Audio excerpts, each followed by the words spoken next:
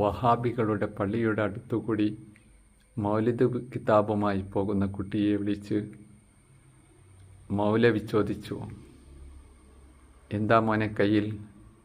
കുട്ടി പറഞ്ഞു, മൗലിദ് കിതാബ്. മൗലവി ചോദിച്ചു, ഇത് പാരായണം ചെയ്യൽ ബിദ്അത്തല്ലേ? റസൂലും സഹാബത്തും താബിഈങ്ങളും മദ്ഹബിൻ്റെ ഇമാമുകളൊന്നും ഇത് ചെയ്തില്ലല്ലോ. അപ്പോൾ മൗലവി, ഈ പള്ളിയിൽ ബാങ്ക് കൊടുക്കുന്ന മൈക്ക് ഉണ്ടല്ലോ, അത് റസൂലും സഹാബത്തും ഒന്നും അതിൽ ബാങ്ക് കൊടുത്തിട്ടില്ലല്ലോ, അതിൽ ഖുത്ബ ഓതിയിട്ടുമില്ലല്ലോ, അപ്പോൾ അതും ബിദ്അത്തല്ലേ?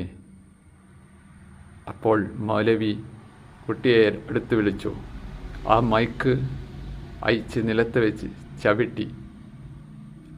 അതിനുശേഷം കുട്ടിയോട് പറഞ്ഞു, മോൻ ആ മൗലിദ് കിതാബ് ഒന്ന് നിലത്ത് വെച്ച് ചവിട്ടൂ. അപ്പോൾ കുട്ടി പറഞ്ഞു, അല്ലോ, അത് പാടില്ല, അത് പുണ്യമാക്കപ്പെട്ട ഗ്രന്ഥമാണ്. അപ്പോൾ മൗലവി പറഞ്ഞു, അതാണ് മോനെ, അത് രണ്ടും തമ്മിലുള്ള വ്യത്യാസം. എന്തുകൊണ്ടാണ് അത് ബിദ്അത്താകുന്നതും ബിദ്അത്തല്ലാതിരിക്കുന്നതും എന്ന് ഇപ്പോൾ നിനക്ക് മനസ്സിലായില്ലേ? കുട്ടി പറഞ്ഞു, തീർച്ചയായും. അപ്പോൾ ഭൗതിക ആവശ്യത്തിനുള്ള കാര്യങ്ങൾ പുണ്യമുണ്ടെന്ന് പ്രത്യേക പുണ്യമുണ്ടെന്ന് വിശ്വസിക്കാതെ ചെയ്യുന്നത് പോലെയല്ല, പുണ്യവും പ്രതിഫലവും കിട്ടുമെന്ന് വെച്ച് മതത്തിൽ പുത്തനായ ആചാരങ്ങൾ കൊണ്ടുവരുന്നത്, അതിനെപ്പറ്റിയാണ് അള്ളാഹുവിൻ്റെ റസൂൽ കുല്ലു ബിദ്അത്തുൻ ളലാല കുല്ലു ളലാലത്തിൻ ഫിന്നാർ എന്ന് പറഞ്ഞത്.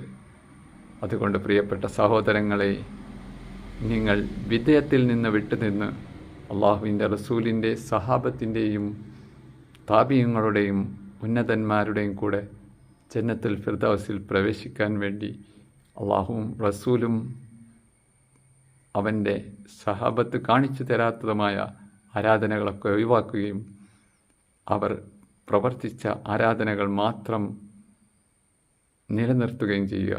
ആ ആരാധനകൾ തന്നെയുണ്ടല്ലോ നമുക്ക് എത്ര എടുത്താലും തീരാതിരിക്കാൻ. പരലോകത്തെ ആഗ്രഹിക്കുന്നവർ അള്ളാഹുവും കൽപ്പിച്ചതും അവൻ്റെ റസൂലും സഹാബത്തും കാണിച്ചു തന്നതുമായ ആരാധനകൾ മാത്രം അധികരിപ്പിക്കുക, മറ്റുള്ളവയിൽ നിന്ന് വിട്ടുനിൽക്കുക. വീഡിയോ കൂടുതൽ പേരിലേക്ക് ഷെയർ ചെയ്യുക, ലൈക്ക് ചെയ്യുക.